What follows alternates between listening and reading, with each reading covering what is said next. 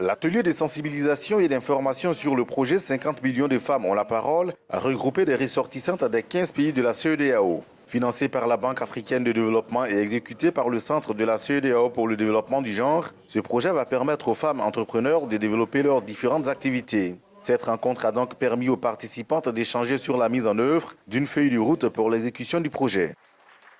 Il y a beaucoup d'initiatives, il y a beaucoup de projets et programmes de développement qui se déroulent dans les États membres et les femmes n'arrivent pas toujours à avoir, en tout cas, à atteindre les objectifs qui sont souvent visés par rapport à leur autonomisation.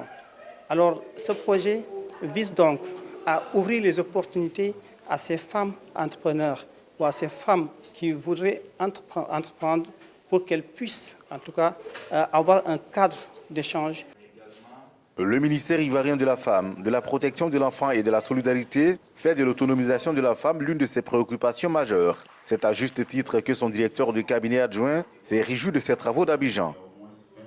Madame la ministre nous a instruit de suivre particulièrement l'évolution de ce projet en Côte d'Ivoire.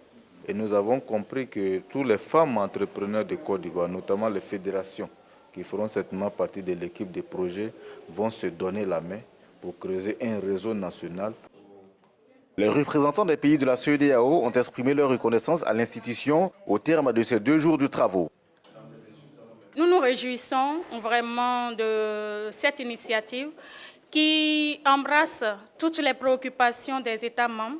Et je veux dire particulièrement chez nous au Bénin, où déjà nous avons 8500 groupements féminins. C'est avec beaucoup de joie que j'ai assisté à ce séminaire de 2 jours et qui va me permettre d'aller vers ces femmes et puis leur parler de l'importance de 50 millions de femmes qui parlent.